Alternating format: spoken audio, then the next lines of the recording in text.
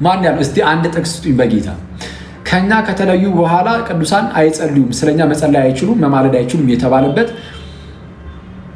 2 እና 3 ጥቅስ አይደለም፣ አንዲት ጥቅስ። እኔ ከየት አምጥታችሁ እንደዚህ ትምህርት የፈጠራችሁት?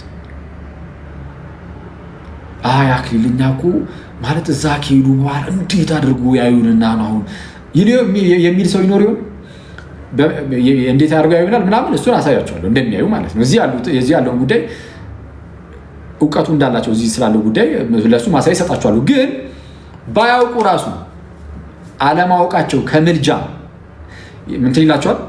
ያስቆማቸዋል። ባያውቁ ራሱ አለማወቃቸው እዚህ ምድር ላይ የሚከናወነው ነገር ባያውቁ ራሱ እዚህ ምድር ላይ ምን እየተከናወነ እንደሆነ አለማወቃቸው ከምልጃ ያቆማቸዋል አያቆማቸውም? አንዳንድ ሰው አዎ ያቆማቸዋል፣ ምን ካላወቁ እንዴት አድርገው ይጸልያሉ ሊል ይችላል። ኦኬ ባጭሩ እንደዚህ እንመልሰው። ለምሳሌ እናንተ የምትጸልዩት ለምታውቁት ሰው ብቻ ነው? ዝም ብላችሁ በየትኛውም ዓለም ላለው ለየትኛውም ሰው ዝም ብላችሁ አትማሉ? መጽሐፍ ቅዱስ ሲናገር ስለ ሰዎች ሁሉ ምልጃን አቅርበዋል እንጂ ስለምታውቋቸው ብቻ አቅርቡ ይላል አይልም።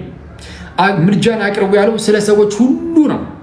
ምልጃ እንዳቀርብላቸው ቆይ ሰዎችን ሁሉ ልወቃቸው። አንዴ ሰላም ገሌ ይባላል፣ እስቲ የተወሰነ ችግር ካለ ምናምን የምጸልይበት ነገር እባክህ ንገረኝ። ኦኬ እሱ ሰማ። ሌላ ሰው ጋር ትሄድና ሰላም ላንተ፣ እንዴት አለ አበበ፣ እንዴት አለ፣ እስቲ እንደው እንድጸልይልህ ፈልጌ ነበር ግን ችግሮችን አላውቅም፣ እስቲ አሳውቀኝ። ከዛ በኋላ በቀሉ ጋር ትሄዳለህ፣ አዳነች ጋር ትሄዳለህ። እሺ እሳቸው ጋር አትሄድም ትላለህ። ለማንኛውም እዚህ ሁሉ ሰው ጋር እየሄድክ ያለባቸውን ችግር እየሰበሰብክ ከዛ በኋላ ለእነሱ ልጸልይ አትልም። መጽሐፍ ቅዱስ የሚናገረው ስለ ሰዎች ሁሉ ጸልዩ ነው። ስለ ሰዎች ሁሉ ለመማለድ ምልጃን ለማቅረብ ምልጃን አቅርቡ ስለሚል ማለት ነው። ስለ ሰዎች ሁሉ ምልጃን ለማቅረብ ደግሞ የሰዎችን ሁሉ ችግር ማወቅ አይጠበቅብህም። በቃ ዝም ብለህ ስለ ሰዎች ትጸልያለህ። ስለዚህ በሰማይ ያሉ ቅዱሳን ባያውቁ ኖሮ ራሱን ያልኳችሁ እንደሚያውቁ አሳያችኋለሁ ያለው ግን ባያውቁ ኑሩ ራሱ እዚህ የሚከናወነው ነገር ባያውቁ ራሱ ከምልጃ አያግዳቸውም፣ አያስቆማቸውም። ይሄ ከምልጃ ሊያስቆማቸው አይችልም። ይኸው እንዳልኩ አንተ ሰዎችን ሁሉ አለማወቅህ ለሰዎች ሁሉ እንዳትጸልይ ካላደረገ፣ አንተ ሰዎችን ሁሉ አለማወቅህ ለሰዎች ሁሉ ምልጃን እንዳታቀርብ ካላደረገ፣ እንግዲያውስ ቅዱሳንም ስለኛ አሁን ላይ ያለንበት ሁኔታ ባያውቁ ኖሮ ራሱ ያልኩት ደግሞ አክሊል አያውቁም ብሏል ብላችሁ እንዳመጡ ሌላ ላይቭ እንዳታስገቡኝ። ለነገሩ ባጠራ ነው ቁጥር ትምህርት ይሆነናል ኖርማሉ። እና ቅዱሳን ኢቨን ባያውቁ ኖሮ ራሱ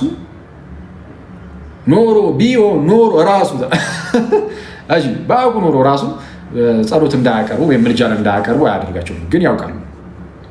እንደሚያውቁ እንደ ማሳያ ነገር ከመጽሐፍ ቅዱስ ላሳያቸው። ለምሳሌ ሁሌ የሚጠቀስ ጥቅስ ቢሆንም ግን ለማስታወስ ያህል ራዕይ ምዕራፍ 6 እናወጣና አትሊስት እንደሚያውቁ ያሳያል። አይደለ? አውቅ ያሳይ እንደሚያውቁ አትሊስት እዚህ ያለውን ነገር ያሳያል። ኦፍኮርስ 5ኛው ማተብ ላይ ነው ቁጥር 9 ላይ ማለት ነው። 5ኛውንም ማህተም በፈታ ጊዜ ስለ እግዚአብሔር ቃልና ስለጠበቁት ምስክር የታረዱትን የሰዎች ነፍሳት ከመሰዊያው በታች አየሁ አለ። ልክ 5ኛውንም ማህተም በፈታ ጊዜ ምንድነው የሚያየው? አሁን ዮሐንስ ስለ እግዚአብሔር ቃል እና ስለጠበቁት ምስክር የታረዱትን የሰዎች ነፍሳት ከመሰዊያው በታች አየሁ። አሁን የሰዎችን ነፍሳት ያያል። የምን አይነት ሰዎችን? የሰማዕታትን ነፍስ፣ ስለ እግዚአብሔር ቃልና ስለጠበቁት ምስክርነት የታረዱትን ሰዎች ነፍሳት፣ ቅዱሳን ነፍሳትን፣ የቅዱሳን ሰዎችን ነፍሳት ማለት ነው። ቅዱሳን የምላቸው እነሱ በስጋ ቢቀበሩ ነፍሳቸው ዛናት። ነፍሳቸው ፐርሰን ከነፍሰን ጋር ነው፣ ማንነት ከመንፈስ ጋር ነው፣ ማነው ከነፍስ ጋር ነው የሚቀጥለው ባይዜ እና ከጌታ ጋር ይሆናሉ ነው። እሺ። እና ከመሰዊያው በታችን የሚለው በነገራችን ላይ እዚህ ላይ ምናልባት አስፈላጊ ከሆነ ከመሰዊያው በታችን የሚለው እና አንዳንዶች ይህንን ይይዙና በመልኩ ያስቀምጡታል። ከመሰዊያ በታች አይደል የሚለው? በኤርሲያናችን ውስጥ መሰዊያ ምንድን ነው? ቅዱስ ታቦት አይደል? ታቦት ነው። በአዲስ ኪዳን ታቦት መሰዊያ ነው። ቅድስት ጠረጴዛ መሰዊያ ይባላል ታቦት። እና ከመሰዊያው በታች የቅዱሳን ነፍሳት ነው ያሉት። እና አሁንም ይሄ መሰዊያውን ምናምን ወይም ታቦቱን በቅዱሳን ስም መሰየም ምናምን ከዛ አንጻር ነው። በፊት ላይ የቅዱሳን የሰማዕታትን አጽማቸውን ምናምን እየወሰዱ ምንድነው ይሄ መሰዊያው ላይ ምናምን ከታች ወይ ምናምን ነገር ያደርጉና ወይ ከሱ ይሰሩትና ምናምን ከዛም በሱ ስም በዛ በሰማዕቱ ስም ምናምን ይጠራል። እንደዚህ ስያሜዎች ነገሮች ይኖራሉ እና ከዛ አንጻር ነው አንዳንዴ በእነርሱ ስም የምንጠራው የቅዱሳን ነፍሳት ኢቭን በራእይ መልክ ሲታይ ራሱ ከመሰዊያ በታች ሆኖ የሚታየው ነፍሳቸው ማለት ነው። እና ከዛ አንጻር ነው። ለማንኛውም ግን እነዚህ ነፍሳት አየና በታላቅ ድምፅም እየጮሁ አለ። እነዚህ የቅዱሳን ነፍሳት ማለት ነው፣ የሰማዕታት ነፍሳት በታላቅ ድምፅም እየጮሁ ቅዱስና እውነተኛ ጌታ ሆይ እስከ መቼ ድረስ አትፈርድም? ደማችንንስ በምድር በሚኖሩት ላይ እስከ መቼ አትበቀልም አሉት። እነዚህ ነፍሳት የማን ነፍሳት ናቸው? የሰማዕታት ነፍሳት። እነዚህ የሰማዕታት ነፍሳት ደግሞ ምን ብለው ተናገሩ? በታላቅ ድምፅ እየጮሁ ቅዱስና እውነተኛ ጌታ ሆይ እስከ መቼ ድረስ አትፈርድም? እንዳልፈረደ አውቀዋል። ይኸው እስከ መቼ ድረስ ነው የማትፈርደው? እየገመቱን የሚሰው ይኖረው እስከ መቼ ድረስ አትፈርድም? ያው አልፈረድክም፣ ግን እስከ መቼ ነው? እስከ መቼ ድረስ አትፈርድም? ደማችንንስ በምድር በሚኖሩት ላይ እስከ መቼ አትበቀልም? ይህን ጥቅስ ያመጣሁት ለምንድን ነው? ምድር ላይ የሚከናወነውን ነገር እግዚአብሔር እስከገለጸላቸው ድረስ ሊያውቁ እንደሚችሉ ማሳያ አስበው ነው። ስለዚህ ያውቃሉ። ጸሎት፣ ልመና፣ ምልጃ ደግሞ ማለት የማያደርጉበት ምክንያት ራሱ የለም። ይህን በነገራችን ላይ ፕሮቴስታንቲዝም ሲጀመር አካባቢ አሁን በሉትራኑ ሳይድ ምናምን ለምሳሌ ይሄ ይታመናል። ሉትራኖች ከፕሮቴስታንት ውስጥ ሉተራኖች ቅዱሳን ይማልዳሉ ስለኛ ኢንቮኬሽንን ባይቀበሉም ግን እነሱ ቅዱሳን ኢንጀነራል ስለኛ ስለሁላችን ይጸልያሉ ብለው ያምናሉ። ፕሮቴስታንቶች ራሱ ሉተራኖቹ አሁን ላይ ያሉት እነዚህ ጴንጤዎቹ ምናምን ናቸው። እነሱ የቅርብ ጊዜ የመጡት ማለት ነው። እነሱ ትንሽ ከታሪካዊ ክርስትናም እንግዲህ ከመጽሐፍ ቅዱስ ሀሳብም ትንሽ ራቅ ስላሉ እነሱ ናቸው እንጂ ይሄ ይታወቃል። እሺ የቅዱሳኑ ምልጃ እንዴት ያለ ነው? በቃ ቅዱሳኑ ስለኛ ይጸልያሉ። እኛ በመንፈሳዊ ሕይወታችን እንድንበረታ ያደርገናል። ባጭሩ ክርስቶስን በመምሰል ሕይወት ውስጥ እንድናድግ ያደርገናል። ያ የእነርሱ ምልጃ ከኃጢአት እንድንርቅና ወደ እግዚአብሔር እንድንጠጋ ጉልበትም ይሆነናል። ልክ እንደዛ ማለት ነው እና በተለያዩ ጉዳዮች ላይ ጸሎታቸው ሊሰራልን ይችላል በሕይወታችን ውስጥ ማለት ነው፣ በተለያዩ ጉዳዮቻችን ላይ እና ይህንን እንደዚህ ያዘናል። ይህንን የቅዱሳንን ምልጃ ምናምን ለመጠቀም ግን ገና ከጅምሩ አስቀድመ በክርስቶስ በኩል ከእግዚአብሔር ጋር መታረቅ አለብን።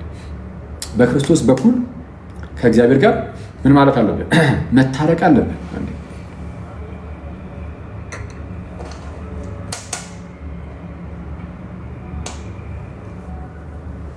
እሺ ከእግዚአብሔር ጋር ከታረክ በኋላ ከእግዚአብሔር ጋር ከታረቅ በኋላ ነው የቅዱሳን ምልጃ እያገኘ ደግሞ የምትሄደው። ከዚህ አንጻር ልንመለከተው ይገባል እና በወልድ በኩል ወደ አብ መቅረብ የሚባል ነገር ይሄ እንግዲህ መጽሐፍ ቅዱሳዊ ነው፣ አባቶቻችን ትምህርትም የሚታወቅ ነው። ሰው ወደ አብ መቅረብ ከፈለገ ርቀን የነበርን እኛ ወደ አብ መቅረብ ከአብ ጋር መታረቅ እንደማለት ነው። ከአብ ጋር ያ የጠፋውን ግንኙነት መጀመር ከእግዚአብሔር ጋር ከቅድስት ሥላሴ ጋርም ልትሉት ትችላላችሁ እና ከእግዚአብሔር ጋር ድጋሜ ይህ ምንድነው ሪስቶር የሚታደሰው ያ ግንኙነታችን በክርስቶስ ኢየሱስ ስራ ነው። በክርስቶስ በኩል እግዚአብሔር አምላክ ልጁን ላክ። አብ ልጁን ልኳል። አብ ልጁን ልኳል። ልጁ እኛ ድረስ መጥቷል። ስጋ ሆኖ አብ ስጋ ሆኖ ወልድ ነው ስጋ ሆኖ ወልድ ስጋ ሆኖ እኛ ድረስ መጥቷል። ስለዚህ እርሱ መካከለኛ ሆኖ በእርሱ በኩል ወደ አብ የምንቀርብ ነን። በቃ አለቀ። በወልድ በኩል ወደ አብ እንቀርባለን የሚለውን ትምህርት የምናመቻምቸው አይደለም። ይሄ እዚህ ላይም በጣም ጋይዝ ይህንን በጣም ማወቅ አለብን።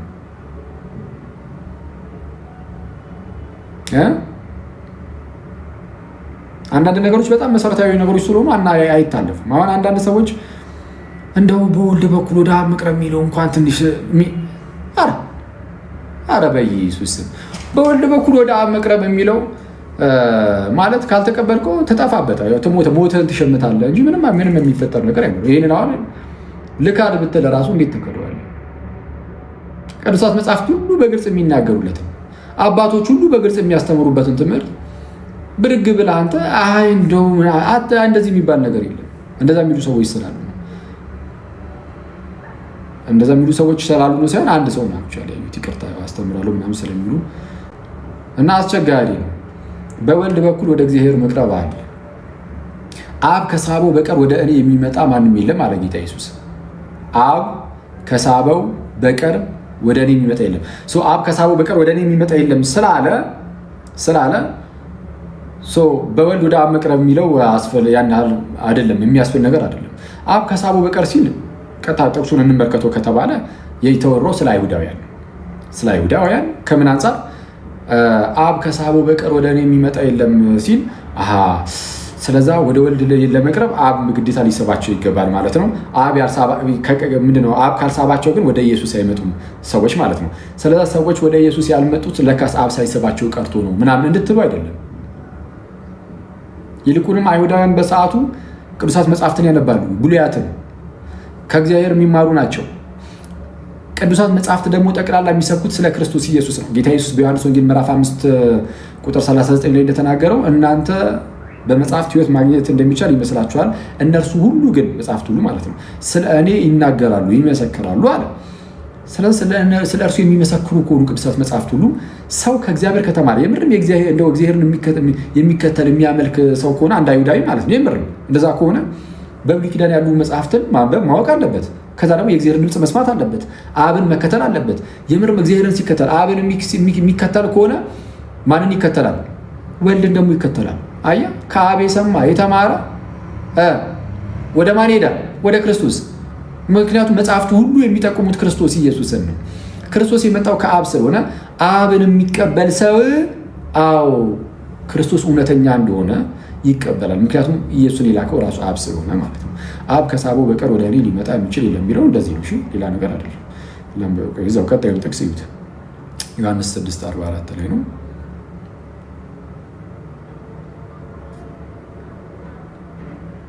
የላከኝ አብ ከሳበው በቀር ወደ እኔ ሊመጣ የሚችል የለም፣ እኔም በመጨረሻው ቀን አስነሳዋለሁ ይልና ቁጥር 45 ላይ ሁሉም ከእግዚአብሔር የተማሩ ይሆናሉ ተብሎ በነቢያት ተጽፏል። ከማን የተማሩ? ከእግዚአብሔር የተማሩ ይሆናል። ስለዛ ከእግዚአብሔር ከተማረ አንድ ሰው ወደ ማን ይጠጋል? ወደ ክርስቶስ። ወደ ክርስቶስ የሚጠቁሙ የእግዚአብሔር ትምህርት። ስለዛ ምን አለ? ቀጠል አድርጎ እንግዲህ ከአብ የሰማ የተማረም ሁሉ ወደ እኔ ይመጣል፣ ወደ እኔ ይመጣል። ስለዛ አብ ከሳበው በቀር ሲል ምን ማለት ነው? ከአብ የሰማ የተማረ አይሁዳውያንን ያው እነርሱ ሁሉም ከእግዚአብሔር የተማሩ ይሆናል ተብሎ ተነግሮላቸው ነበርና እንደዚህ ያደረጉ። አሁን በዋናነት የሚያመለክተው እሱን ነው። አሁን እዚህ ክፍል ላይ ማለት ነው አውዱ ውስጥ ተመለከቱ ከዚህ አንጻር የሚታይ ነው። እና ለማንኛውም ግን ምንም ሆነ ምን ሌላም ትርጉምም ሊኖረው ይችላል ኦፍኮርስ። እና ቢኖረውም ሌላ ትርጉምም ቢኖረውም ግን በክርስቶስ በኩል ወደ አብ መቅረብ የሚለውን ነገር ግን ማለት በቃ ምንም የሚተካ አይደለም። በቃ ያ ራሱን የቻለ ትልቅ የሆነ እምነታችን ነው። በወልድ ወደ አብ መቅረብ የሚለው በወልድ ወደ አብ መቅረብ ግን እንዴት ነው? በወልድ ወደ አብ መቅረብ እግዚአብሔር ልጁ ኢየሱስ ክርስቶስን ላከው። ከዛ በኋላ በዮሐንስ ወንጌል ምዕራፍ 1 ላይ እንደተነገረው ወደ ገዛ ወገኖቹ መጣ፣ የገዛ ወገኖቹ ግን አልተቀበሉትም። ለተቀበሉት ግን በስሙም ለሚያምኑት ለእነርሱ የእግዚአብሔር ልጆች የሆኑ ዘንድ ስልጣንን ሰጣቸው ይላል አይደለ? ክርስቶስ ኢየሱስን ለተቀበሉት ለእነርሱ ኢየሱስ ምን ሰጣቸው? የእግዚአብሔር ልጆች የሆኑ ዘንድ ስልጣንን ሰጣቸው። ርቆ የነበረ አንድ ሰው የእግዚአብሔር ልጅ ስልጣንን የእግዚአብሔር ልጅነትን ስልጣን የሚያገኘው በክርስቶስ ከሆነ ክርስቶስን በመቀበል ከሆነ የእግዚአብሔር ልጅ የሚሆነው። ስለዛ የእግዚአብሔር ልጅ የሆነው ራሱ ክርስቶስን በመቀበል ነው። ስለዛ በወልድ በኩል ነው በቃ የእግዚአብሔር የሚሆነው አይደል? በወልድ በኩል አሁን በወልድ በኩል ሲባል እንዴት ነው? ወልድ ጌታችን ኢየሱስ አንደኛ ሰው ሆኖ መጥቷል። የእኛኑ ስጋ ነስቶ የእኛኑ ስጋ የነሳው በእርሱ በኩል ከእግዚአብሔር ጋር እንድንታረቅና ድል እንድንነሳ ለዘላለምን በሕይወትም እንድንኖርም ጭምር ነው። ስለዛ ክርስቶስ መጥቶ ስጋ ሆነ፣ ሕግን ሁሉ ፈጸመ፣ ዘንድ ሞተ፣ ተቀበረ፣ በሶስተኛው ቀን ከሙታን ተለይቶ ተነሳ፣ 40ኛው ቀን አረገ፣ በ50ኛው ቀን ቅዱስ መንፈሱን ላከ፣ በአባቱ ቀኝ ተቀምጦ ግን እርሱ ለዘላለም ይኖራል እስከ ዳግም ምጽአቱ። እንግዲህ እና ጌታችንና መድኃኒታችን ክርስቶስ ኢየሱስ በእርሱ በኩል ተብሎ ሲነገርለት ከሰራው ከዚህ የማዳን ስራው አንጻር ጭምር እንደሆነ ልብ ይለዋል። ልናውቀው ልንረዳው ይገባል። ሁላችን በእርሱ ስራ ወደ አብ መግባት አለን ይላል። በእርሱ ስራ በማን? በጌታችን በክርስቶስ ኢየሱስ ስራ። ኤፌሶን ምዕራፍ 2 ላይ ይቃል አለ አይደል?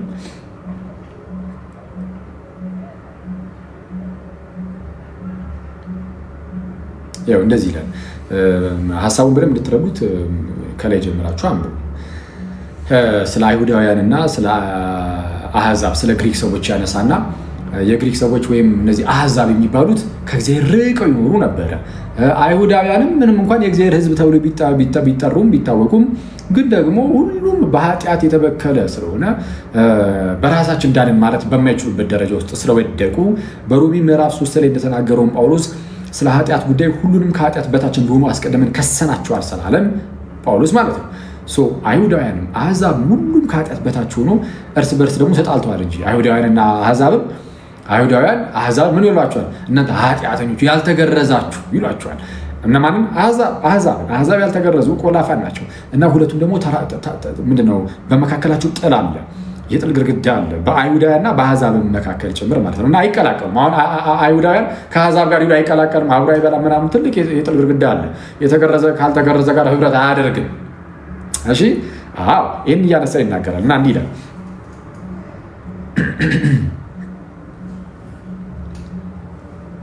ስለዚህ እናንተ አስቀድሞ በስጋ አህዛብ የነበራችሁ የግሪክ ሰዎችን አህዛቡን ማለት ነው እንዳጠቃላይ ወይም ያልተገረዙትን። ስለዚህ እናንተ አስቀድሞ በስጋ አህዛብ የነበራችሁ በስጋ በእጅ የተገረዙ በተባሉት በነዛ የተገረዙ የተባሉት እነማን ናቸው? አይሁዳውያን። በስጋ በእጅ የተገረዙ በተባሉት በነዛ በአይሁዳውያን ያልተገረዙ የተባላችሁ ይህን አስቡ። ምን ያስቡ ጳውሎስ? በዚያ ዘመን ከእስራኤል መንግስት ርቃችሁ ለተስፋውም ቃል ኪዳን እንግዶች ሆናችሁ በዚህም ዓለም ተስፋን አጥታችሁ ከእግዚአብሔርም ተለይታችሁ ያለ ክርስቶስ እኮ ነበራችሁ። አሁን ግን እናንተ በፊት ርቃችሁ የነበራችሁ አሕዛብ ያልተገረዛችሁ ስትባሉ የነበራችሁ አይዟችሁ። አሁን በፊት ርቃችሁ የነበራችሁ በክርስቶስ ኢየሱስ ሆናችሁ በክርስቶስ ምን ደም ቀርባችኋል። በክርስቶስ በኩል የሚለው እንደው ትንሽ ይህ እንኳን የሚጨንቅ ነገር አለው። ይሄ የቤተክርስቲያን ገጽታ እናበላሽ በጌታ ይሄ ውርደት ነው። በክርስቶስ በኩል የሚለው የታመነ ትምህርታችን አለቀ። ርቀው የነበሩት እነርሱ በማን ቀረቡ? ርቀው የነበሩት አሕዛብ በክርስቶስ ደም ቀርባችኋል። ከዛስ እንዲህ ይላል፣ እርሱ እኮ ጌታ ኢየሱስ ሰላማችን ነው። ተመልከቱ፣ እነዛ በተገረዙት እና ባልተገረዙት መካከል ራሱ ጥል ነበር ብያችኋለሁ። ስለዚህ ጳውሎስ ምን አለ? እርሱ እኮ ሰላማችን ነው። ጌታ ኢየሱስ ሰላማችን ነው። እሺ፣ ሁለቱን ያዋሃደ ማንና ማንን? የተገረዙትን አይሁዳውያንን ካልተገረዙት አሕዛብ ከግሪክ ሰው ሁለቱን አዋሃደ፣ አንድ አደረጋቸው። ሁለቱን ያዋሃደ በአዋጅ የተነገሩትንም የትእዛዛትን ሕግ ሽሮ ማለት ይህ በግዝረት ምናምን በኩል የነበረውን ይህን ጥል ማለት ነው። ይህን ሽሮ ምን አደረገ? በመካከል ያለውን የጥል ግድግዳን በስጋው አፈረሰ። በመካከላቸው ያለውን የጥልን ግድግዳ ያፈረሰ በአሕዛብና በሕዝብ በአይሁዳውያንና በአሕዛብ ወይም በተገረዙትና ባልተገረዙት መካከል ያለውን የጥልን ግድግዳ በስጋው ያፈረሰ። ይህም ይላል ከሁለታቸው ከነዚህ ማለት ነው ከነዚህ ከሁለት ሕዝቦች ከሁለታቸው አንድን አዲስን ሰው በራሱ ይፈጥር ዘንድ ሰላምንም ያደርግ ዘንድ ነው። አንድን አዲስን ሰው ይፈጥር ዘንድ ማለት ከአይሁዳውያንም ከአሕዛብም የሆነ ምን አይነት አዲስ ሰው? በክርስቶስ የሆነ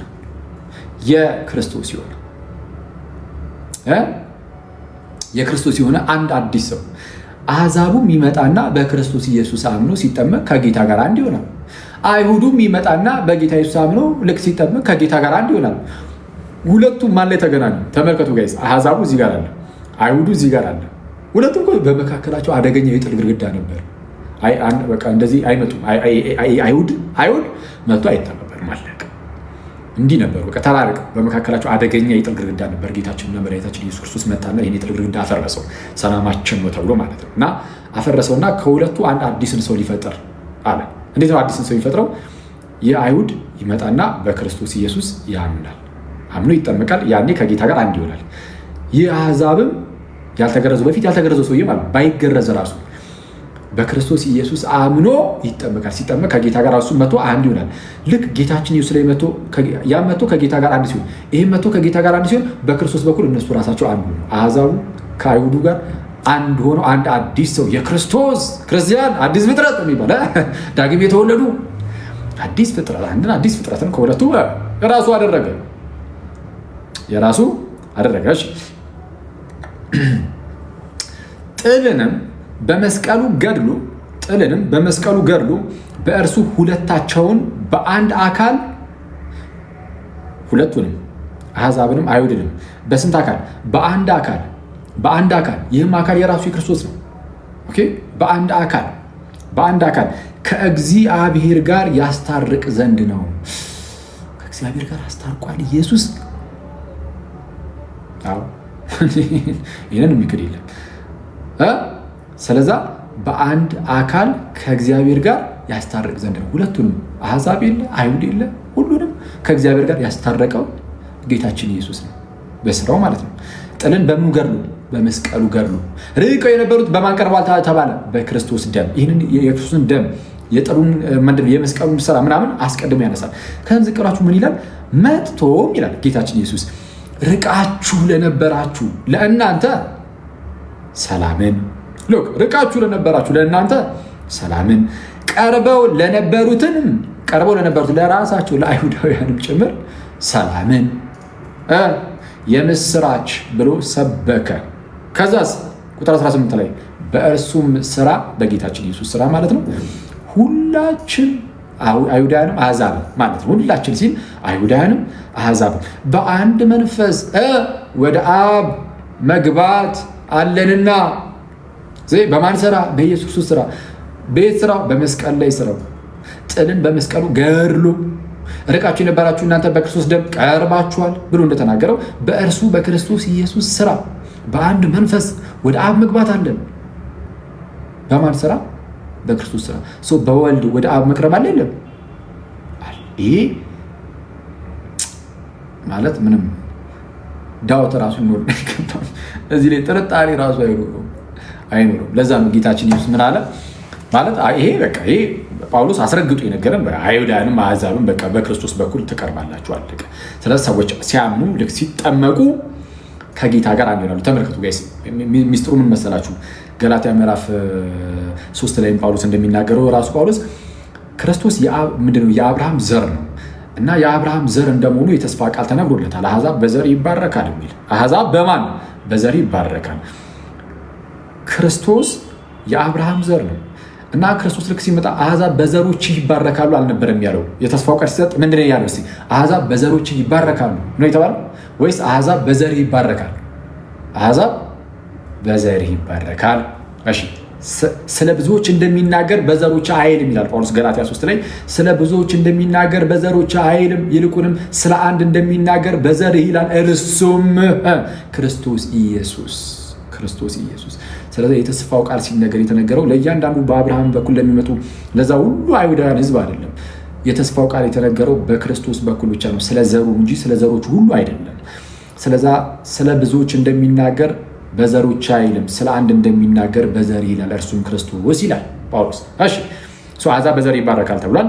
ስለዚህ የአብርሃም ዘር ደግሞ ክርስቶስ ነው፣ መሲሁ ነው፣ ተገለጠ። መሲሁ ልክ ሲመጣ ዘሩ ማለት ነው በሰዓቱ የነበሩ የአብርሃም ዘሩ ነን እኛም እኮ የአብርሃም ልጆች ነን የሚሉ በስጋ እንደ ስጋ የአብርሃም ልጅ የሆኑ እንደሱ በሚፎክሩበት ሰዓት ጌታችን እውነተኛው የተስፋውን ቃል የተቀበለው የተስፋው መጨረሻ ላይ ፍጻሜ ላይ እውነተኛው የአብርሃም ዘር ተገልጧል። አሁን እውነተኛ የአብርሃም ዘር ለመሆን በስጋ መወለድ አይደለም የሚጠበቅ። አሁን እውነተኛ የአብርሃም ዘር ለመሆን በሐዲስ ኪዳን ክርስቶስ ላይ መጣበቅ ነው። ምክንያቱም የተስፋው ቃል የተሰጠው እውነተኛው የአብርሃም ዘር ክርስቶስ ኢየሱስ ነው፣ በስጋ ማለት ነው። በስጋ የአብርሃም ዘር ነው ኢየሱስ እንደምታውቁት እና ለዛ ነው የማቴዎስ ወንጌል ሲጀምር የዳዊት ልጅ የአብርሃም ልጅ የኢየሱስ ክርስቶስ የትውልድ መጽሐፍ ብሎ የሚጀምረው። ለማንኛውም ሰዎች በዚህ የአብርሃም ዘር በሆነው በኢየሱስ ላይ መተው ሲጣበቁ ወይም አንድ ሲሆኑ ከእርሱ ጋር በምን በጥምቀት ገላትያ 3:27 ላይ ምን ይላል? ከክርስቶስ ጋር አንድ ትሆኑ ዘንድ የተጠመቃችሁ ሁሉ ክርስቶስን ለብሳችኋል። ክርስቶስን ለብሳችኋል። አዎ። እነማን የተጠመቃችሁ? ለምን የተጠመቅን? ከጌታ ጋር አንድ ትሆኑ ዘንድ እንሆን ዘንድ ነው የሚለው ገላትያ 3:27። ከዛ መቶ አንድ ሲሆን ከክርስቶስ ጋር ያ ሰውዬ ማለት ነው መቶ ከክርስቶስ ጋር አንድ ሲሆን ክርስቶስ የአብርሃም ዘር ነው። የሚመጣና ሰው ልክ ሲጠመቅ ከጌታ ጋር አንድ ይሆናል። ክርስቶስ የአብርሃም ዘር ስለሆነ በክርስቶስ በኩል ከክርስቶስ ጋር አንድ የሆነው ሰውም የአብርሃም ዘር የአብርሃም ልጅ ተብሎ ይጠራል። ክርስቶስ የእግዚአብሔርም ልጅ ነው። ኢየሱስ ብቸኛ የእግዚአብሔር ልጅ ነው። ይህ ሰው ግን መጥቶ ሲጠመቅ በኤርሲያን ውስጥ ማለት ነው የክርስቶስን የማዳን ስራ ሲያገኝና ከጌታ ጋር አንድ ሲሆን በጥምቀት ኢየሱስ የእግዚአብሔር ልጅ ስለሆነ በክርስቶስ በኩል እርሱ ራሱ ከጌታ ጋር አንድ በመሆን እርሱም የእግዚአብሔር ልጅ ተብሎ ይጠራል። የአብርሃም ልጅ። ይህን ነው ጳውሎስ በገላትያ 3 ላይ ምን ብሎ የሚናገረው? አንዴ ላንብብላችሁ እንዲህ ይላል።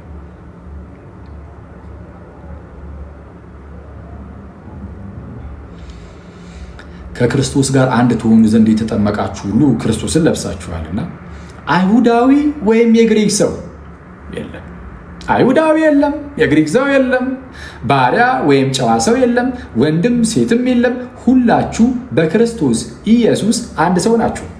በክርስቶስ ኢየሱስ አንድ ሰው ናችሁ። እያንዳንዱ አይሁዳዊ የለም፣ የግሪክ ሰው የለም፣ መጥቶ ሲጠመቅ ከጌታ ጋር አንድ ይሆናል። አይሁዳዊ ይመጣና ከጌታ ጋር አንድ፣ የግሪኩ ሰው ወይም አሕዛብ ይመጣና ሲጠመቅ ከጌታ ጋር አንድ፣ ወንድ ይመጣና ሲጠመቅ ከጌታ ጋር አንድ፣ ቆንጂት ትመጣና ሲጠመቅ ከጌታ ጋር አንድ፣ ባሪያ ጨዋ መና ሁሉም ሲመጣ ሲጠመቅ ከጌታ ጋር አንድ። ስለዚህ ሁላችሁም በክርስቶስ ስንት ናችሁ? አንድ። ከዛ ምን ይላል? ቀጠል አድርጎ እናንተ የክርስቶስ ከሆናችሁ ከጌታ ጋር አንድ ስትሆኑ የማናችሁ? የክርስቶስ ናችሁ ከጌታ ጋር አንድ ስትሆኑ። የክርስቶስ ከሆናችሁ ደግሞ ይላል እንኪያስ የአብርሃም ዘር የክርስቶስ ናችሁ ከሆናችሁ እንኪያስ የአብርሃም ዘር። ቅድም እንዳልኳችሁ ስለ ተስፋው ቃል ሲናገር አሕዛብ በዘር ይባረካል ብሎ ስለ ብዙዎች እንደሚናገር በዘሮች ሳይል ስለ አንዱ እንደሚናገር በዘርህ ብሏል እና የክርስቶስ ከሆናችሁ የዛ የአብርሃም ዘር የእርሱ የክርስቶስ ከሆናችሁ እንኪያስ የአብርሃም ዘር እንደ ተስፋውም ቃል ምን ወራሾች ደግሞ ናችሁ። ወራሾች ናችሁ። ወራሾች የሆናችሁት በጥምቀት ከጌታ ጋር አንድ ስለሆናችሁ በእርሱ በኩል የአብርሃም ዘር ወይም የአብርሃም ልጆች እና የእግዚአብሔር ልጅም ስለሆናችሁ ነው። የእግዚአብሔር ልጆች የሆናችሁት እንዲህ በክርስቶስ በኩል ነው። በክርስቶስ በኩል የእግዚአብሔር ልጅነት አለ። ወደ እግዚአብሔር ልጅነት ተመለስን። በክርስቶስ በኩል ከእግዚአብሔር ጋር ታረቅን። ለዛ ነው በሮሜ መልእክቱ ምዕራፍ 5 ላይ ምን የሚለው የተወደደ ሐዋርያው ቅዱስ ጳውሎስ መልእክታቱ በኢየሱስ። ለዛ ነው ባይዜ ቤተክርስቲያናችን እኔ በፊት ከዚህ በፊትም ብያችሁ ሊሆን ይችላል ድሮ በፊት ትላለህ መጽሐፍ ቅዱስ ገና ልክ ማንበብ ስጀምር እንግዳ ነኝ ምናምን ለመጽሐፉ ከዛ ታነብ የጳውሎስ መልእክት ግራ ይገባኝ ነበርና ጳውሎስ እችኛዋን ግን ባትላት ኖሮ ያመኛል ያውኔ ያዝብላል ግን አለማወቅ ኧረ ጳውሎስ እችኛዋን ባላልካት ኖሮ እንል ነበር። የጳውሎስ መልእክቱ ልክ ሲገባችሁ ስሩን ስትይዙት በቃ ማለት በደንብ ዝም ብሎ በራሳችሁ እየተረጎማችሁ ምናምን ከሆነ እሱ ምን አይነት ችግር ውስጥ ትገባላችሁ መሰላችሁ? የጳውሎስን መልእክት እንዲሁ በራሳችሁ እየተረጎማችሁ የምታነቡ ከሆነ መዳረሻችሁ ምን ይሆናል መሰለ? ጴጥሮስ እንዲህ ይላል። ከጳውሎስ መልእክት ጋር በተያያዘ በጣም ጥንቃቄም ደግሞ ይፈልጋሉ። ለዛ ነው የጳውሎስ መልእክት በጣም ጥንቃቄ ይፈልጋል። እንደዚህ የመጀመሪያ ለምታየው ነገር ምናምን ወደ ስህተት ለመሄድ ምክንያት ሊሆንብህ ይችላል። በጣም በርካቶች የጳውሎስን መልእክት እያነበቡ በርካቶች ውድቋል። ጥንታዊ ኖስቲክ መናፍቃን በእውቀት ነው መዳን የሚሉ ሰዎች ሳይቀሩ ጳውሎስን ይጠቅሱት ነበረ። ጳውሎስን እያነበቡ ከጳውሎስ ማስረጃ አለን እያሉ ከጳውሎስ እየመዙ ሲወድቁ አይተናል። በኋላ ላይ በፕሮቴስታንቶች ጸጋ ብቻ የሚለው ትምህርታቸው እንግዲህ ጳውሎስ ባይደግፋቸውም ቅሉ ትላለህ። ይህ ቅሉ ለምዶብኛል። እሺ ጳውሎስ ባይደግፋቸውም ግን ከጳውሎስ እንመዛለን ይላሉ። ጸጋ ብቻ የሚል ትምህርት ለጳውሎስ እንግዳ ነው ማለት ሪፎርመሮቹ ሀዳሲያኑ ሲነሱ ጸጋ ብቻ ሲሉ ነፃ ፍቃድ የለም ብለው ነው። እነ ሉተር ምናምን እነ ካልቪን ምናምን ነፃ ፍቃድን የሚክዱ ሰዎች ናቸው። ይህ ምንፍቅና ነው። ባይዜ የሰውን ነፃ ፍቃድ ፍቆ ሌላ ነገር ሌላ እግዚአብሔርን ጭራሽ የሆነ ታሪክ ውስጥ ማስገባት እንመጣበታለሁ፣ አሳያችኋለሁ። እሱ ይህ ምንፍቅና ነው። እነ ሉተር በዚህ ምንፍቅና ውስጥ የወደቁ ናቸው። እነ ጆን ካልቪን እዚህ ምንፍቅና ውስጥ የወደቁ ናቸው። እና ለማንኛውም ጸጋ ብቻ ብለው ሲመጡ እነሱም ግን የአውግስቲን ኢንፍሉዌንስ ቢኖርም የኖስቲሲዝም ኢንፍሉዌንሱ እንዳለ ሆኖ ደግሞ ከጳውሎስ እንጠቅሳለን ይላሉ። እና ሰው የጳውሎስን መልእክት ስታነቡ ሁሌም ጥንቃቄ ይፈልጋል። ለዛ ነው ጴጥሮስ ራሱ ስለ ጳውሎስ መልእክት ተናግሯል። በመልእክቱ ስለ ጳውሎስ መልእክት ተናግሯል ጴጥሮስ ራሱ። ምን ብሎ በሁለተኛ መልእክቱ ጴጥሮስ ማለት እንዲህ ይላል ምዕራፍ 3 ቁጥር 15 ይላል የጌታችንም ትዕግስት መዳናችሁ እንደሆነ ቁጠሩ። የጌታችን ትዕግስት መዳናችሁ እንደሆነ ቁጠሩ። እሺ እንዲሁም የተወደደው ወንድማችን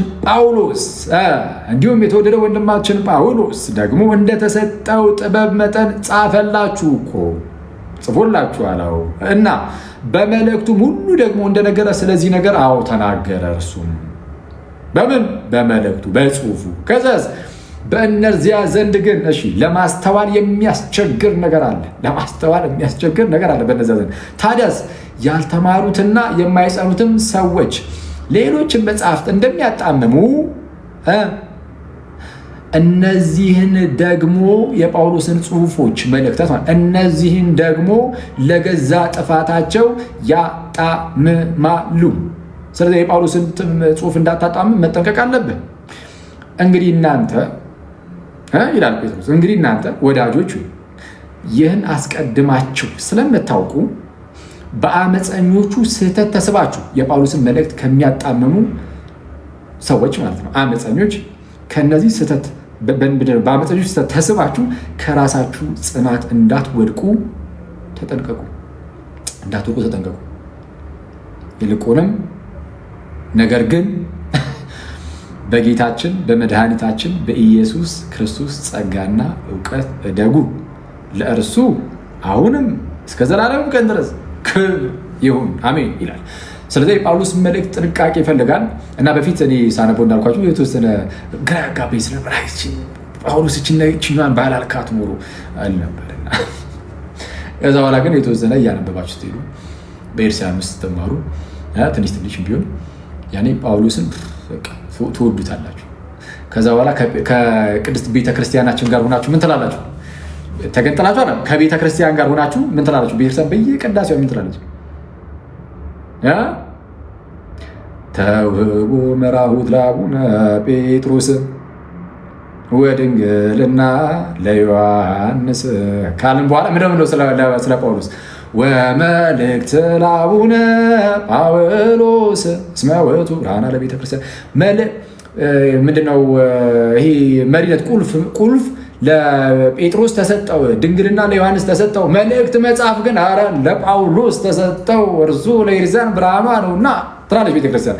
ከቤተክርስቲያን ጋር ሆናችሁ ጋይዝ አንዴ የጳውሎስን መልእክት በደንብ መረዳት ከጀመራችሁ በኋላ በቃ በፍቅሩ ጠብ ብላችሁ ጳውሎስ በጣም የተወደደ ሰው በጣም ወዳችሁት ከቤተክርስቲያን ጋር ሁሌ መልእክትስ በቃ ለጳውሎስ ተሰጠው እርሱ ለቤተክርስቲያን ብርሃኗ ነውና እያላችሁ መናገር ትጀምራላችሁ። ስለዛ እና የጳውሎስ መልእክታት በጣም የሚደንቁ ናቸው። ለማንኛውም ወደ ቀድሞ ነገር ስንመለስ የተወደደው ጳውሎስ ደግሞ በሌላ ስፍራ በነገራችን ላይ የጳውሎስን መልእክት ሁሌ የምናነበው ታውቃላችሁ። ቅዳሴ ካለ በቃ እዛ ቅዳሴ ላይ ሁሌ ቤተክርስቲያናችን ውስጥ የጳውሎስ መልእክት ይነበባል። የጳውሎስ መልእክት የማይነበብበት ቅዳሴ የለም እና ቅዳሴው ከተነበበ በኋላ ራሱ ምንድነው ቅዱስ ሐዋርያው ጳውሎስ ሰናየ መልእክት ፈዋሴ አለም ነው ሄድኩበት። ኧረ ዛሬ ጋር አስቁሙኝ፣ በኋላ እንዳትሄዱብኝ፣ አሁን ብታስቁሙኝ ይሻላል።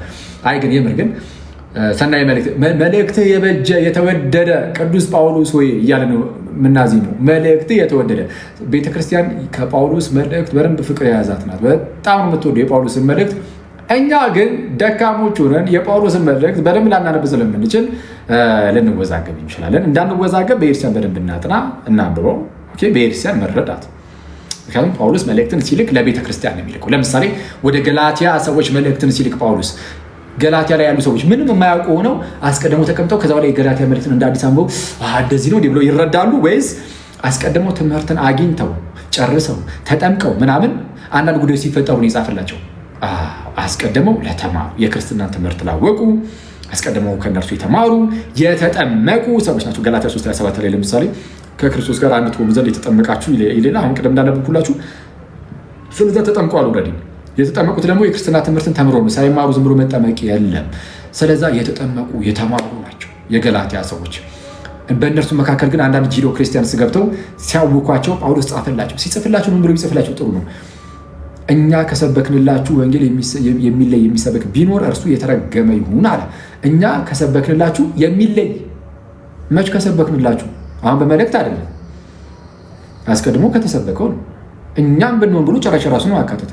የሰማይ መልአክ ቢሆን ከሰበክንላችሁ አስቀድሞ ከእርሱ የተለየ የሚሰብክ ማንም ቢኖር የተረገመ ይሆናል። ጳውሎስ አስቀድሞ ከሰበከው የተለየ ይሰብካል? አይሰብክም።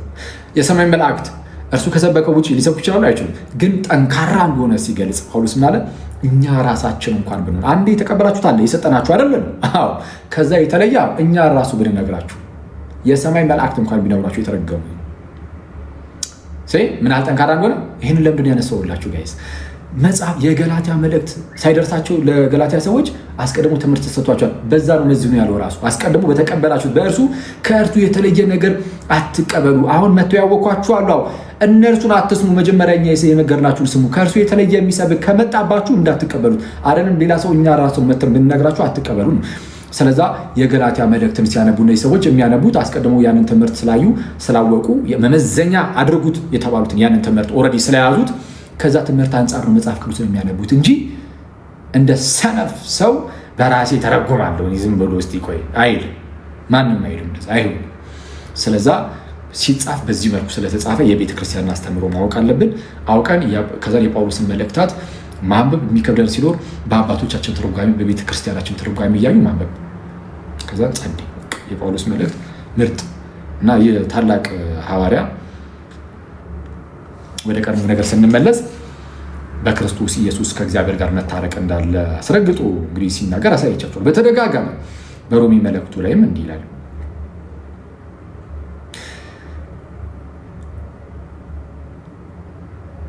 እሺ ከቁጥር 5 ጀምሮ በተሰጠንም በመንፈስ ቅዱስ የእግዚአብሔር ፍቅር በልባችን ስለፈሰሰ ተስፋ አያሳፍርም። ገና ደካሞች ሳለን ክርስቶስ ዘመኑ ሲደርስ ስለ ኃጢአተኞች ሞቷልና። ገና ምን ሳለን? ደካሞች ሳለን ክርስቶስ ዘመኑ ሲደርስ ስለ ኃጢአተኞች ሞቷልና። ስለ ጻድቅ የሚሞት በጭንቅ ይገኛልና፣ ስለ ቸር ሰው ግን ሊሞት እንኳ የሚደፍር ምናልባት ይገኝ ይሆናል። ነገር ግን ኃጢአተኞች ሳለን ቸር ምናምን ስለ ጻድቅ ሰው ነው። ነገር ግን ኃጢአተኞች ሳለን ክርስቶስ ስለ እኛ እኮ ሞቷልና እግዚአብሔር ለእኛ ያለውን የራሱን ፍቅር ያስረዳል አይደል? አዎ። ቁጥር 8 ላይ ነገር ግን ገና ኃጢአተኞች ሳለን ክርስቶስ ስለ እኛ ሞቷልና እግዚአብሔር ለእኛ ያለውን የራሱን ፍቅር ያስረዳል። ይልቁንስ እንግዲህ አሁን በደሙ ከጸደቅን በእርሱ ከቁጣው ደግሞ እንድናለን ካለ በኋላ ጠላቶች ሳለን ቁጥር 10 ላይ ጠላቶች ሳለን ከእግዚአብሔር ጋር በልጁ ሞት ታረቅን። ይልቁንም ከታረቅን በኋላ ደግሞ በሕይወቱ እንድናለን። ኦኬ። ይህም ብቻ ደግሞ አይደለም፣ ነገር ግን አሁን መታረቁን ባገኘንበት በጌታችን በኢየሱስ ክርስቶስ በኩል በእግዚአብሔር ደግሞ እንመካለን። በጌታችን በኢየሱስ ክርስቶስ በኩል ደግሞ በእግዚአብሔር ደግሞ እንመካለን። ሰው ጠላቶች ሳለን ከእግዚአብሔር ጋር በልጁ ሞት ታረቅን። ስለዛ ከእግዚአብሔር ጋር እርቅን ያደረግነው ወይም ደግሞ እግዚአብሔር የታረቀን በልጁ ሞት በኩል ነው።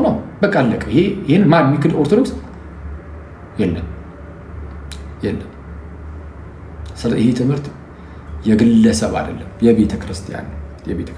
በተደጋጋሚ ነው ይኸው ያሳያችሁ። ለዛ ነው ጌታ ኢየሱስ ምን ብሎ የተናገረው በዮሐንስ ወንጌል ምዕራፍ 14 ቁጥር 6 ላይ እኔ እውነት መንገድና ሕይወት ነኝ አለና በእኔ በቀር ወደ አብ የሚመጣ የለም። በቃ በእኔ በቀር ወደ አብ የሚመጣ የለም። ሰው በክርስቶስ ካላመነ ካልተጠመቀ ከጌታ ጋር አንድ አይሆንም። ከጌታ ጋር አንድ ሳይሆን እንዴት ወደ እግዚአብሔር ይቀርባል? አይቀርብም። በቃ በሞት ውስጥ ይኖራል። ስለዛ በወልድ ወደ አብ መቅረብ አለ። ወልድ የእግዚአብሔር ልጅ ነው።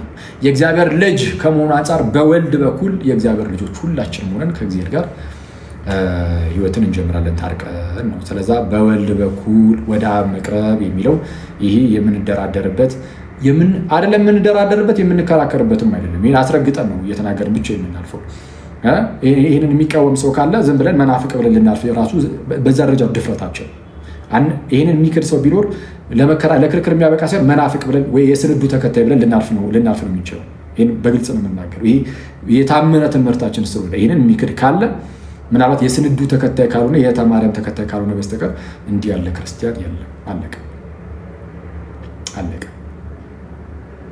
ስለዛ ቤተክርስቲያናችን ይህንን ትቀበላለች፣ ታስተምራለች። ፕሮቴስታንቶች ቤተክርስቲያን እንደማታስተምር አድርጋችሁ የምታወሩት ነገር አስቸጋሪ ነው። እንዳልኳችሁ ነው። ውዳሴ ማርያም ላይ ሁሌ የምንጸልየውም ይህንን ስለሆነ የሐዲስ ኪዳን አስታራቂው ነገ ሁሉም አሁን ክርስቲያን ይህን የሰማችሁ ክርስቲያኖች አሁን ነገ ስትጸልዩ ጭንቅላታችሁ ውስጥ መምጣት አይቀርም። ስለ እግረ መንገዳችሁን ትጸልዩልኛላችሁ ማለት ነው። ጥቅማችን ብልጥ ነኝ አይተዋል። በዛ አድርጌ መልስ መመለስ አስመስዬ እዛ ጋር አደረኩት። አሁን አዳሚ ትጸልያለች ማለት ነው። ጌታ አክሊልን ጠብቀው ይህን ደካማ ሰውዬ ይላሉ እና ነገ ሁላችሁም ስትጸልዩ የእሁዱ ውዳሴ ማርያም ላይ ለሐዲስ ኪዳንም አስታራቂ ሆነ ይላል። ለሐዲስ ኪዳንም አስታራቂ መካከለኛ አስታራቂ ሆነ። አስታራቂ ነው ኢየሱስ፣ አስታራቂ ነው። ይህንን የሚክድ የለም። ሰው ፕሮቴስታንቶች አክሊል በራለት ቤተክርስቲያኒቱ ግን እንደዚህ አታስተምርም የሚለውን ቀልዳችሁን አቁሙ። ይህንን የምታምኑ ከሆነ ደስ ይለናል። እግዚአብሔር ይመስገን፣ ጥሩ ነው። እንኳን አመናችሁ። ስለዛ ለምንድን ነው ርቃችሁ የምትኖሩት? እስከ መቼ ከጌታ ቤተክርስቲያን ተነጠላችሁ? ከክርስቶስ አካል ተነጠላችሁ? እስከ መቼ በሞት ውስጥ ትኖራላችሁ? ለምንስ ወደ ክርስቶስ አካል መጥታችሁ ህይወት አይሆንላችሁም? እግዚአብሔር ሲናገር የሰራዊት ጌታ የሟቹን ሞት አልፈቅድም ይላልና እንግዲያስ በህይወት ኑሩ፣ በህይወት ትኖሩ ዘንድ ግን ይላል እግዚአብሔር በዘዳግም ምዕራፍ 30 ላይ ተመለሱ ነው የሚለው። ስለዛ ለምን ተመልሳችሁ በህይወት አትኖሩ? ይሄ ከሆነ እምነታችሁ የእኛ እምነት አዎ ነው፣ የቤተክርስቲያናችን እምነት ነው። እንግዲያውስ ኑና በህይወት ኑሩ፣ አለቀ። እስከ መቼ ነው በሞት ውስጥ የምትኖሩት ነው ጋይስ? እስከ መቼ? እና ይህንን ነገር እንደዚህ ያዛርጉ። ሌላው እዚህ ላይ ምንድን ነው ባይዜ ቅድም ማለት ነው ይህንን የሚክድ ሰው ካለ ኢቭን አንከራከረውም። ራሱ የሚክድ ሰው ቢኖር ማለት ነው ኢቭን አንከራከረውም ወይ የስንዱ ተከታይ ነው ብለን እናልፋለን እንጂ ብያችሁ ነበር አይደል? ግን ጥያቄ መጠየቅ የሚፈልግ ሰው ግን ካለ አይ እንደው እዚህ ላይ እኮ አልገባኝም እና ምን ለማለት ነው የሚል ሰው ካለ ግን አይደለም እኔን የትኛውን የቤተክርስቲያናችንን መምህራን ጠይቆ መልስ ማግኘት ይችላል። እኔ መምህር አይደለም ግን እኔም መጠየቅ እችላለሁ ማለት እናወራለን። ሌሎችን መምህራን በየቦታው ደግሞ የምታገኟቸው መምህራን ሁሉ ደግሞ ጠይቃችሁ ክርስቶስ እንዴት ነው መካከለኛ ሲባል እንዴት ነው እቺ ነገር አልገባችኝም፣ የክርስቶስ አስታራቂነት አልገባኝም ብላችሁ መጠየቅ ይቻላል። እነሱ ደግሞ በደንብ ያስረዷቸዋል ከኛ የተሻለ። እዚህ ላይ ግን ያልገባው ሰው ካለ ምናልባት እስቲ እና ከዛን ወደ ሌላ ሀሳብ ይሄዳል። ለ3 ደቂቃ አንድ ነገር ላይ ይናገራሉ። ሁላችሁ የምታውቁት ነው። አክቹዋሊ ቪዲዮ ስለሰራሁበት ወይ ቪዲዮ ታዩታላችሁ። እዚህ ላይ ተግባብተናል ጋይስ።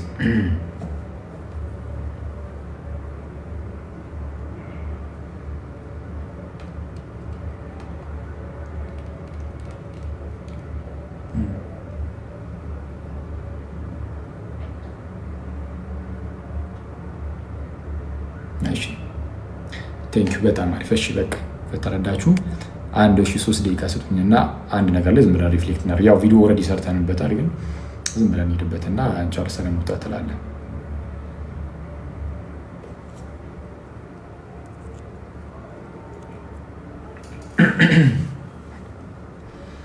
ይህን ሰምታችኋል? ምናልባት ቪዲዮ ያልደረሳችሁ ሰዎች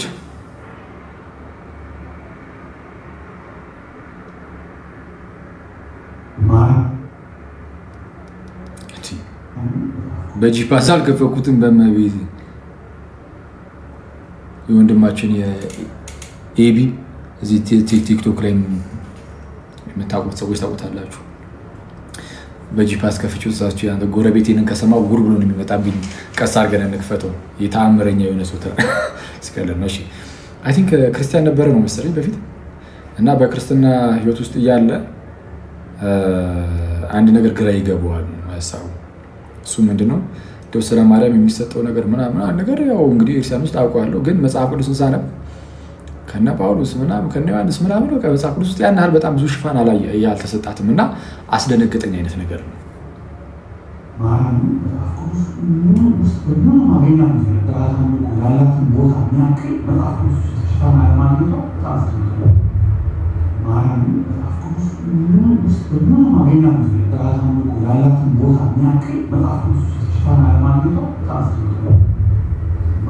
እሺ ከሚሰጣት ክብር አንጻር እመቤታችን እንደው መጽሐፍ ቅዱስ ላይ ብዙም አልተጻፈችም። ኦኬ ይህን ያው እንግዲህ ቪዲዮ ላይ እንዳልኳችሁ የአሌክሳንደር ሽሊመን ጥሩ ነው። በቃ ስለ እመቤታችን አንድ ነገር ከተጻፈ ማርያም የምትባል ሴት ነበረች፣ ኢየሱስን ወለደች፣ አለቀ። ጌታን ወለደች። በቃ ይህ ብቻ ከተጻፈ በቂያችን ነው። ሌላ ምንም አያስፈልገን። እውነቱን ለመናገር ሌላ ሁሉ ጭማሪ ነው። ከዚህ ውጭ ያለው ጭማሪ ነው። እቺ ብቻ ብትጻፍ እመቤታችን አሁን የምናከብራትን ያህል እንዳናከብራት የሚያደርገን ምንም ነገር የለም። ማርያም የምትባል ሴት ብቻ ትምዱ የምር እሱን ይንገረን መጽሐፍ ቅዱስ። ማርያም የምትባል ሴት ነግሮናል። እሺ ያቺ ማርያም የምትባል ሴት ደግሞ ጌታ ኢየሱስን ብቻ እንደወለደች ይንገረን ነግሮናል። ጌታ ኢየሱስን እንደወለደች ነግሮናል። በቃ ይሄ ከበቂ በላይ ነው። ሌላ ምንም ራሱ አንፈልግም። አለ እኮ ስለ እመቤታችን የተጻፈ ኦፍኮርስ ይሄ ብቻ አይደለም፣ ሌላም አለ ኦፍኮርስ ብዙ አለ። ግን ይህ ብቻ ቢጻፍ አንድ ነገር ብቻ በቃ በመጽሐፍ ቅዱስ ላይ ቢጻፍ ነው የሚለው አሌክሳንደር ሽሊመን። ቢጻፍ በቃ አለቀ። አሁን የምናከብራትን ያህል እንድናከብራት በቂ ምክንያት ነው ይላል።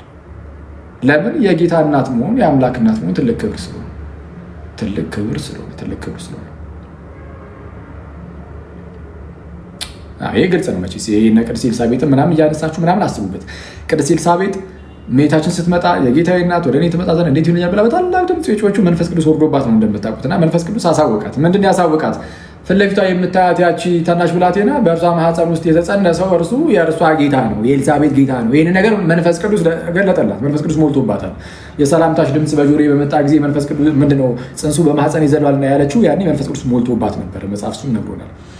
ማርያም ምንድነው የማርያምን የሚሰላምቷን ድምፅ ሰማች ጊዜ መንፈስ ቅዱስ በእርሷ ላይ ሞላባት ስለሚል እና መንፈስ ቅዱስን ተሞልታ በታላቅ ድምፅ ጮሃ መንፈስ ቅዱስ የገለጠላትን ያንን በዛች በእመቤታችን ማህፀን ያለው እርሱ ጽንስ የእርሷ ጌታ እንደሆነ መንፈስ ቅዱስ ስለገለጠላት በዛ በመንፈስ ቅዱስ ተነርታ በታላቅ ድምፅ ጮሃ ምን አለች? የጌታዬ እናት ወደ እኔ ትመጣ ዘንድ እንዴት ይሆንልኛል? በቃ እኔ ይሄ ቃል ባይኖርም ራሱ ባይዜ ችግር አልነበረም። ባይኖርም እኛ እናውቃለን የጌታ እናት ምን አይነት ክብር እንደሆነ። ግን መጽሐፍ ቅዱስ ይህንንም አስቀምጦልናል። ኤልሳቤጥ ትልቅ ሴትዮ እኮ ናት ጋይዝ። መቼስ በአይሁዳውያን ባህል መሰረት ትልቅ ሰው ምን ያህል ሊከበር እንደሚችል አስቡት። ትልቅ ሴትዮ ናት፣ ያውም ዘመዷ የእመቤታችን ወደ አንዲት ድንግል ተላክ የተባለው ያውም ገና ድንግል ናት። እሺ ለዮሴፍ እጮኛ የተባለች ታናሽ ብላቴና ነች። ቅድስት ኤልሳቤጥ ትልቅ ሴትዮ ጭራሽ ምንድነው ከመውለድ ምናምን ውጭ የሆነች ሴትዮ ናት እና ከመውለድ ምናምን ውጭ መውለድ የማትችልበት እድሜ ውስጥ ገብታለች። ኦልሬዲ ለእግዚአብሔር የሚሳነው ነገር የለም ብሎ ገብርኤል ይህን ነበር ያስረዳት ለእመቤታችን። እና ያቺ ትንሽ ብላቴና እመቤታችን ስትመጣ ይቺ ትልቋ ሴትዮ ባትጸንስ ኖሮ ምናልባት እመቤታችን ያኔ መጣሽ እንዴ ልጄ እንኳን ደህና መጣሽ ልትላት ትችላለች። ግን ጸንሳለች። ገና እመቤታችን የሰላምታዋን ድምፅ ልክ ስታሰማት አስቀድሞ በዚሁ በሉቃስ ወንጌል ምዕራፍ 1 ቁጥር 17 አካባቢ ላይ መልአኩ ቅዱስ ገብርኤል ለዘካርያስ ተገልጦለት ያነጋግረዋል። ሲያነጋግረው ስለ መጥምቁ ዮሐንስ መወለድ አብስሮት ነበር አስቀድሞ ለዘካርያስ ካህን ማለት ነው ገብርኤል። እና መጥምቁ ዮሐንስ እንደሚወለድ ሲያበስረው ገና በማህፀን ሳለ በመንፈስ ቅዱስ ይሞላል ብሎት ነበር።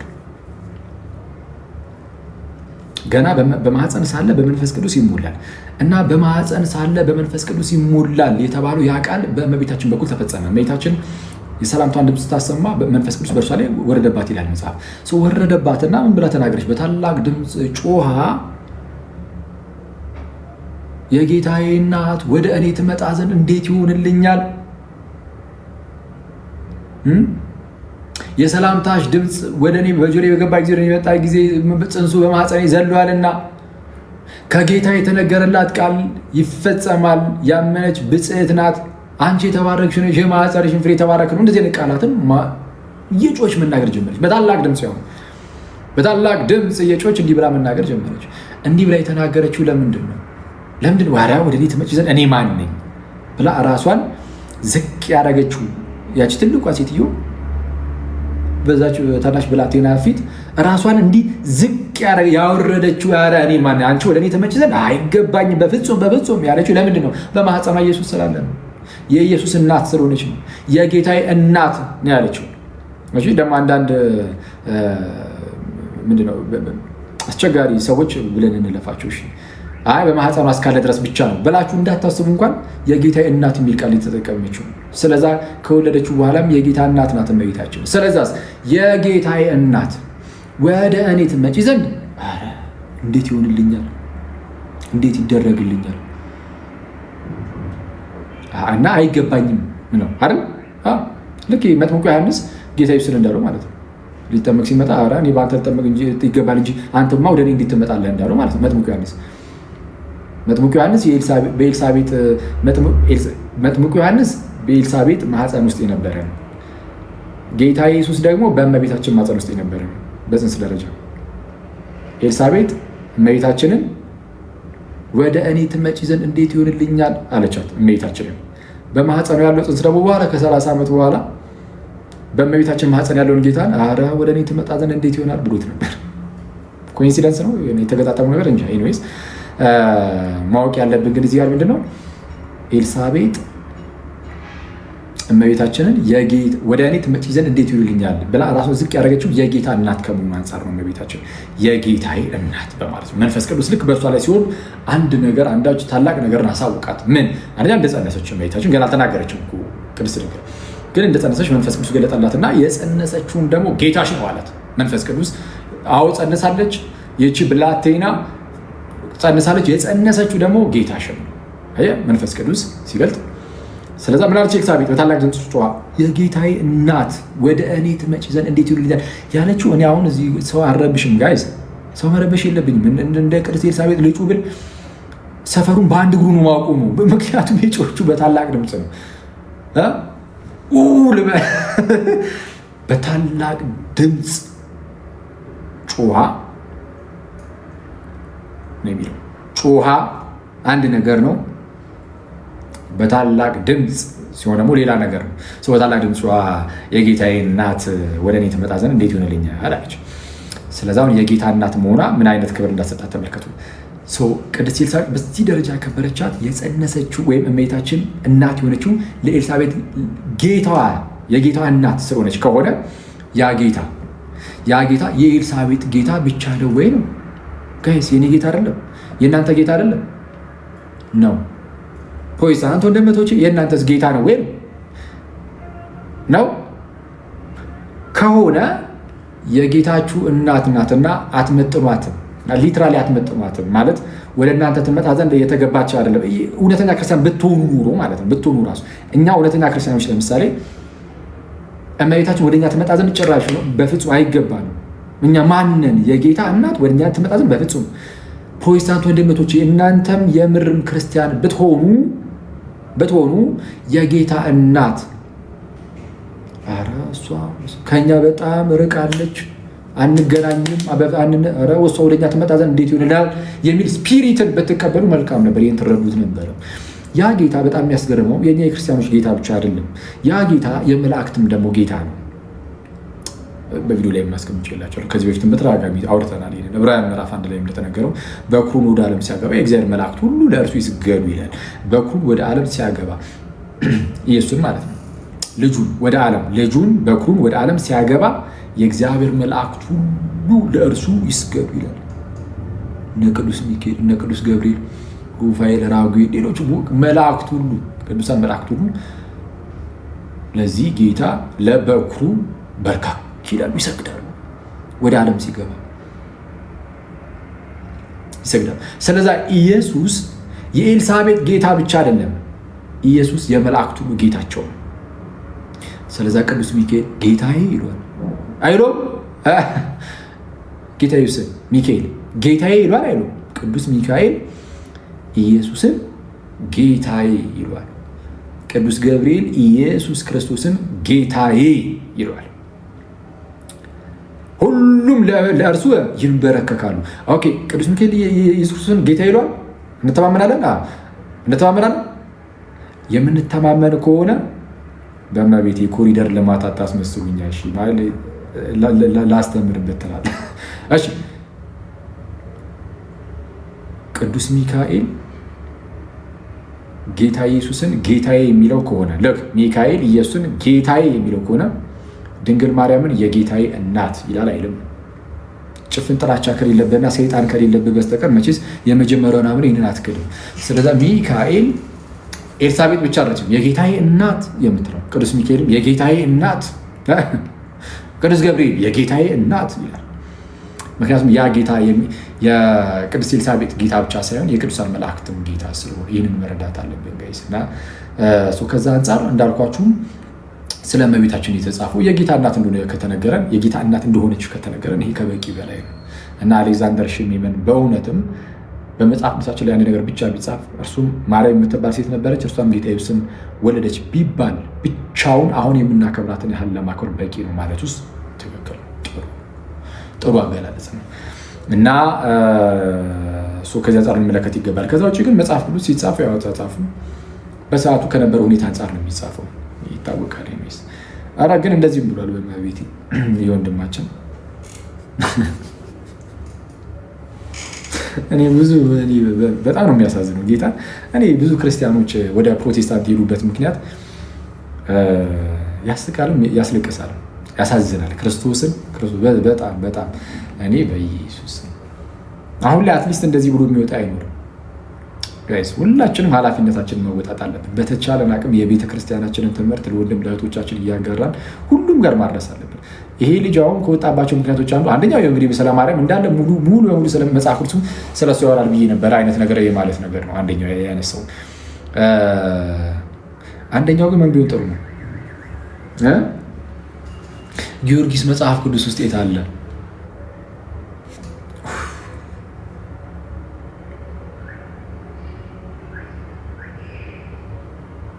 ስሙት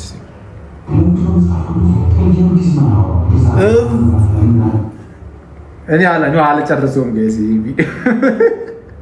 ይቅርታ ይሄ ቪዲዮ ስሜት ያደርገኛል። በራሳችሁ ዱናዩት እኔ እዚህ ከእናንተ ጋር ስላለሽ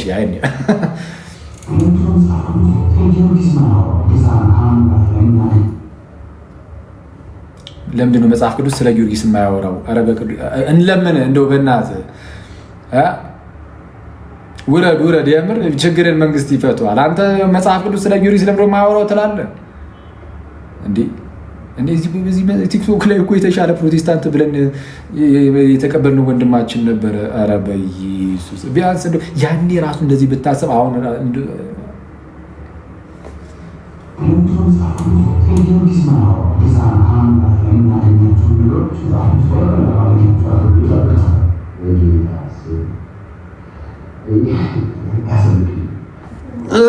ልታዝለቅሽ ኦኬ አይመቸውም። ተውት። ለዚህ መልስ አንመልስም መቼስ። ማለት ጊዮርጊስ በሐዋርያት ሰዓት አልነበረም። ምን ያድርግ? በሰዓቱ የነበረው ሰማዕት ጊዮርጊስ ሳይሆን እስጢፋኖስ ነበርና ቅዱስ እስጢፋኖስ ሰማዕቱ እስጢፋኖስ ተጽፎለታል የተወሰነ ሐዋርያት ሥራ ላይ እና ጊዮርጊስ ከተወሰኑ 100 ዓመታት በኋላ ነበር የመጣው። ይቅርታ እንጠይቃለን። ያን ስላልነበረ በሐዋርያት ሰዓት ስላልነበረ። ኧረ ጌታ በቃ እኔ ይበቃናል ዛሬ ጋይዝ፣ የሚበቃን ይመስለኛል። እነዚህ ሰዎች ብዙ ነው የሚያስወሩን። በቃ እንትን ካልናቸው እንደዚህ ነበረ ምናምን ጋይዝ።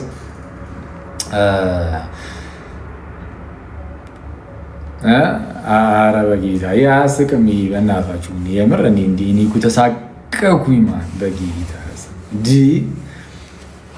ምን ተአምር ነው ጋይዝ። ጊዮርጊስ መጽሐፍ ቅዱስ ስለ ጊዮርጊስ ለምን አያወሩ?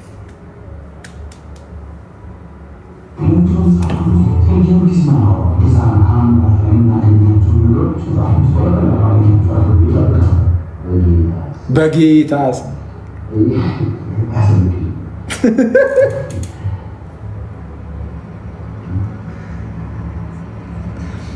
እኔ ትክክለኛ ፊሊንግን የገለጸልኝ እዚህ በኋላ ላይ የሚመጣው ያሬድ ነጉ ትክክለኛ ፊሊንግን ያምር ዝብርቅርቅ ያለ ስሜት የተሰማኝ መብራን አይሰማም ጋይዝ። በጣም የሚያሳዝነው ጌታ ካልተሰማ አዝናለሁ በጣም። ይሄ ብትሰሙት ጥሩ። ቴሌግራም ቻናላችን ላይ አስቀምጬዋለሁ። እኔ ተዘበራርቆ ስሜት የተዘበራረቀ ምን ላወራ ጋይዝ። እሺ አንትሽ እውነት ነው የሚለውን ካልከፈትክ እያለ ነው ከቅድም ጀምሮና በቃ እሱን ሰምተን እንለያለን። እውነት ነው የሚለው ነው ያልከኝ ብሮስኪ።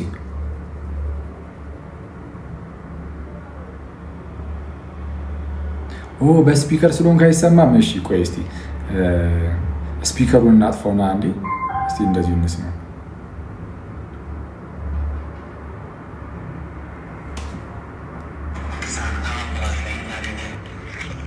መጽሐፍ ቅዱስ ስለ ጊዮርጊስ ማያወራው ድርሳነ ተአምራት ላይ የምናገኛቸውን ነገሮች መጽሐፍ ቅዱስ ላይ በቀላሉ አገኛቸዋለሁ ብዬ እጠብቅ ነበር።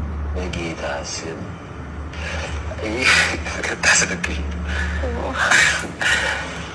አሁን ተሰማችኋል?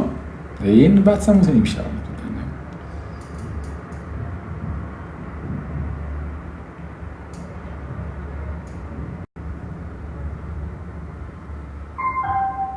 እና ኤቢ ያው እንግዲህ ካስከፋን ይቅርታ፣ ግን አይመጣውም ክርስቶስን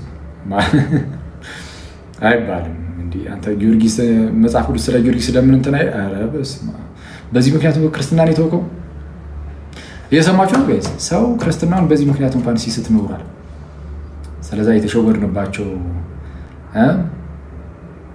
ባለማወቅ ህይወትን ብዙ ሰው ያጣበት ዘመን ነበረ ማለት ነው አይደል? ባለማወቅ በቃ ፍጹም በሆነ አለማወቅ ውስጥ ሰው ህይወትን አጥቶ ነበር። መጽሐፍ ቅዱስ ስለ ጊዮርጊስ በኢየሱስ አንድ ፕሮቴስታንት መጥቶ እስቲ መጽሐፍ ቅዱስ ላይ እስቲ ጊዮርጊስን አሳየን ብሎ ሳታሳየው ስትቀር በቃ አንተ ትክክለኛ ሃይማኖታዊ ውስጥ አይደለም ማለት ነው ሲል ማለት ነው። እንደዛ ብሎ እኮ ነው የወሰዱት ይሄን ልጅ። ያው መጽሐፍ ቅዱስ እስቲ ጊዮርጊስ የሚለውን አሳየኝ ብለውት ይሄ ልጅ ቢያይ ጊዮርጊስ የለም እንዲህ መጽሐፍ ቅዱስ ስለ ጊዮርጊስ ለምን አይናገርም ብሎ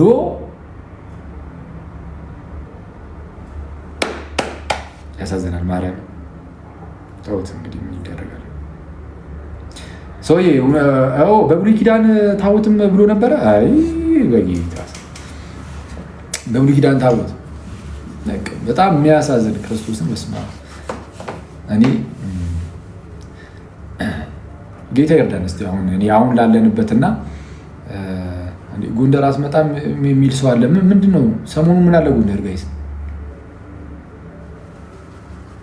ጎንደር አዲስ ነገር አለ እንዴ? ሰሞኑን በደስታ ብመጣ ደስ ይለኛል። ጌታ በሚያውቀው ጎንደር ቤት ደስ ይለኛል። ቆይ እስኪ ጌታ ከፈቀደልኝ መሄዴም አይቀርም። እሺ እውነት ነው።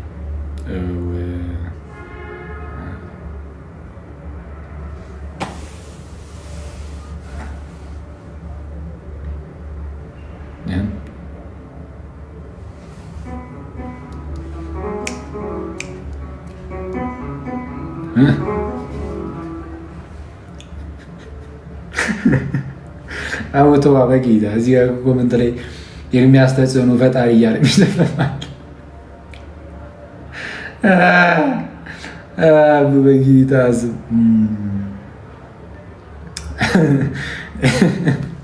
ጉድ መጣብን ጋይዝ። በቅዱስ ሚካኤል ተጽዕኖ ፈጣሪ በቃ ሊሪክስ እንዳለው እንዳለ